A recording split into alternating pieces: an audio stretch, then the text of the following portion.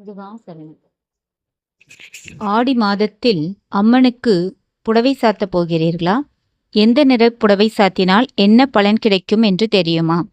ஆடி மாதம் என்பது தமிழர்களின் ஆன்மீக வாழ்வில் மிகவும் புனிதமான மாதமாக கருதப்படுகிறது. இந்த மாதம் முழுவதும் அம்மன் கோவில்களில் பக்தர்களின் ஓம் சக்தி பராசக்தி என்ற பக்தி முழக்கங்களால் ஒலித்து கொண்டிருக்கும். ஆடி வெள்ளி, ஆடி செவ்வாய், ஆடி பூரம், ஆடி அமாவாசை போன்ற புனித நாட்களில் ஆயிரக்கணக்கான பக்தர்கள் அம்மன் ஆலயங்களுக்கு சென்று வழிபடுவது வழக்கம். அந்த வழிபாடுகளில் மிகவும் முக்கியமான நேர்த்திக்கடனாக கருதப்படுவது அம்மனுக்கு புடவை சாத்தி வழிபடுவதாகும். ஆனால் பலரும் அறியாமல் ஒரு தவறு செய்கிறார்கள்.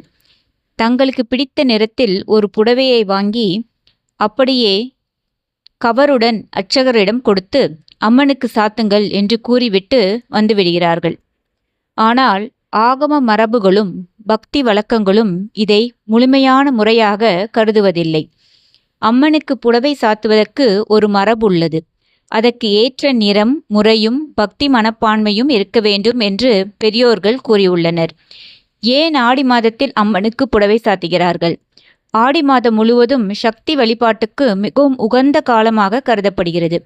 இந்த மாதத்தில் பூமியின் இயற்கை ஆற்றலும் தெய்வீக சக்தியும் அதிகமாக இருப்பதாக ஆன்மீக நூல்கள் கூறுகின்றன. ஆனால் இந்த மாதத்தில் அம்மனுக்கு கூழ் படைப்பது, மாவிளக்கு ஏற்றுவது, மஞ்சள் கயிறு சமர்ப்பிப்பது, வஸ்திரம் சாத்துவது போன்ற நேர்த்திக்கடன்கள் மிகவும் சிறப்பானவை என நம்பப்படுகிறது. அவற்றில் மிக உயர்ந்த பக்தி வழிபாடாக வஸ்திர சமர்ப்பணம் கருதப்படுகிறது. இந்த சமயத்தில் வஸ்திரதானம் மிகவும் உயர்ந்த புண்ணிய செயல்களில் ஒன்றாக போற்றப்படுகிறது. அதிலும் உலகின் அனைத்து உயிர்களுக்கும் தாயாக விளங்கும் அம்மனுக்கு புதிய ஆடை சமர்ப்பித்து என் வாழ்க்கையையும் உங்கள் அருளால் மங்களமாக்குங்கள் என்ற பக்தர்களின் முழுமையான சரணாகதியின் அடையாளமாக கருதப்படுகிறது. அம்மனுக்கு ஏன் பட்டு அல்லது பருத்தி புடவை சாத்த வேண்டும்? பெரும்பாலான ஆலயங்களில் 9 கஜம் 9 முழம் கொண்ட பருத்தி அல்லது பட்டு புடவைகளை அம்மனுக்கு சமர்ப்பிப்பது வழக்கம். இதற்கு பின்னால் உள்ள ஆன்மீக கருத்து என்னவென்றால், இயற்கை நார்களால் செய்யப்பட்ட ஆடைகள் சுத்தத்தையும் சாத்வீக குணத்தையும் குறிக்கும் என்பதாகும். எனவே இயற்கையான பருத்தி அல்லது பட்டு புடவைகளை பயன்படுத்துவது நல்லதாக கருதப்படுகிறது. அம்மனுக்கு புடவை சாத்தும் சரியான முறை. அம்மனை வெறும் சிலையாக எண்ணி வழிபடக்கூடாது. அவள் நித்திய சுமங்கலி, அனைவருக்கும் மங்கள வாழ்வை அருளும் பராசக்தி, கருணையின் வடிவம், உலகின் தாயாக வணங்கப்படுபவள். எனவே அவருக்கு உரிய மரியாதையுடனும் பக்தியுடனும் நேர்த்திக்கடனை செலுத்த வேண்டும். புடவையை வெறும் கவரில் வைத்து கொடுப்பதை விட ஒரு தாம்பூலத்தட்டில் அழகாக வைத்து சமர்ப்பிப்பது சிறந்ததாக கருதப்படுகிறது. அந்த தாம்பூலத்தில் சில பொருட்கள், மங்கள பொருட்களையும் சேர்க்கலாம். அவை புதிய புடவை, ரவிக்கை துணி, வெற்றிலைப்பாக்கு, மஞ்சள், குங்குமம், பூக்கள், தேங்காய், பழங்கள். இயன்றவர்கள் மேலும் கண்ணாடி வளையல்கள், அரிசி, மங்கள பொருட்கள் போன்றவற்றையும் சேர்த்து சீர் செய்வதைப் போல சமர்ப்பிக்கலாம். இவ்வாறு பக்தியுடனும் மன நிறைவுடனும் செய்யப்படும் வழிபாடு அம்மனின் அருளை பெற உதவும் என்று நம்பப்படுகிறது. எந்த நிறை புடவை சாத்தினால் என்ன பலன் என்று ஒவ்வொரு நிறத்துக்கும் ஒரு தத்துவமும் ஒரு குறியீடும் இருப்பதாக ஆன்மீக மரபுகள் கூறுகின்றன. அந்த அடிப்படையில் பலர் பின்பற்றும் வழக்கங்களை நாம் காண்போம். மஞ்சள் நிறப்புடவை. அம்மனுக்கு மஞ்சள் நிறப்புடவை சமர்ப்பிப்பதால் மஞ்சள் என்பது மங்களத்தின் நிறம்.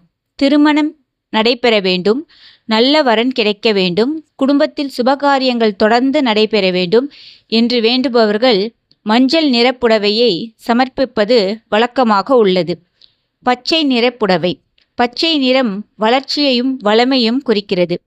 வேலை கிடைக்க வேண்டும், தொழில் முன்னேற வேண்டும், கல்வியில் சிறந்து விளங்க வேண்டும் என்று வேண்டுபவர்கள் பச்சை நிறப்புடவையை அம்மனுக்கு சமர்ப்பிப்பது வழக்கமாக உள்ளது. ஆரஞ்சு நிறப்புடவை. ஆரஞ்சு நிறம் துறவரம், ஆற்றல் மற்றும் உயர்வின் அடையாளமாக கருதப்படுகிறது. பதவி உயர்வு கிடைக்க வேண்டும், பொறுப்பான நிலையை அடைய வேண்டும், சமூகத்தில் நல்ல மரியாதை கிடைக்க வேண்டும் என்று வேண்டுபவர்கள் ஆரஞ்சு நிறப்புடவையை சமர்ப்பிக்கலாம். சந்தன நிற புடவை. சந்தன நிறம் அமைதியையும் சமாதானத்தையும் குறிக்கிறது. குடும்பத்தில் அன்பு நிலைக்க, கணவன் மனைவி ஒற்றுமை அதிகரிக்க, உறவுகளில் சந்தோஷம் பெருக, வீட்டில் அமைதி நிலைக்க என்று வேண்டுபவர்கள் இந்த நிறத்தை தேர்வு செய்கிறார்கள். மாம்பழ நிற புடவை. மாம்பழ நிறம் செழிப்பின் அடையாளமாக கருதப்படுகிறது. குடும்பத்தில் செல்வ வளம் பெருக, வந்த செல்வம் நிலைத்திருக்க, வியாபாரம் வளர, பொருளாதார முன்னேற்றம் ஏற்பட என்று வேண்டுபவர்கள் மாம்பழ நிற புடவையை சமர்ப்பிக்கலாம். சிவப்பு நிற புடவை. சிவப்பு நிறம் சக்தியின் நிறம். அம்மனின் வீர வடிவத்தை நினைவுபடுத்தும் நிறமாக இது கருதப்படுகிறது. எதிரிகளின் தொல்லைகள் நீங்க, கண் திருஷ்டி விலக, தீய சக்தியிலிருந்து பாதுகாப்பு கிடைக்க, துணிச்சலும் தெய்வீக அருளும் பெருக என்று வேண்டுபவர்கள் சிவப்பு நிற புடவையை சமர்ப்பிப்பது வழக்கமாக உள்ளது. ஒரு முக்கியமான ஆன்மீக உண்மை. இங்கு குறிப்பிட்டுள்ள நிறங்களும் அவற்றின் தொடர்புபடுத்தப்படும் பலன்களும் பக்தி மரபுகள் மற்றும் மக்கள் நம்பிக்கைகளின் அடிப்படையில் பரவலாக பின்பற்றப்படும் வழக்கங்களாகும். இவற்றுக்கு ஆகமங்களில் அனைத்துக்கும் ஒரே மாதிரியான கட்டாய விதிமுறைகள் குறிப்பிடப்படவில்லை. எந்த நிற புடவையை சமர்ப்பித்தாலும் உண்மையான பக்தி, தூய மனம், நல்ல எண்ணம் ஆகியவையே இறைவனின் அருளை பெறுவதற்கான மிகப்பெரிய காரணங்கள் என்று சான்றோர்கள் வலியுறுத்தி உள்ளனர். அம்மனின் அருள் நிறைந்ததற்கு அம்மனின் அருள் நிறத்துக்கு அடிமை அல்ல, அன்புக்கும் பக்திக்கும் தான் அடிமை. அன்புடன் சமர்ப்பிக்கப்படும் ஒரு சிறிய கூட 1000 பொற்காசுகளை விட உயர்ந்ததாக அம்மன் கருதுவாள் என்பதே நம் ஆன்மீக மரபு சொல்லும் உண்மை. இதில் உங்கள் கருத்து என்ன? இந்த ஆடி மாதத்தில் நீங்கள் எந்த அம்மன் கோயிலுக்கு சென்று வழிபட போகிறீர்கள்? மேலும் எந்த நிற புடவையை சமர்ப்பிக்க விரும்புகிறீர்கள்? உங்கள் பதிலை கமெண்டில் பகிருங்கள். இதுபோன்ற மேலும் பல கருத்துக்கள், சிறுகதைகள், தெய்வீக வரலாறுகள் அனைத்தையும் தெரிந்து கொள்ள எங்கள் சேனலை லைக் செய்து, ஷேர் செய்து, சப்ஸ்கிரைப் செய்து கொள்ளுங்கள். நன்றிகள் கோடி.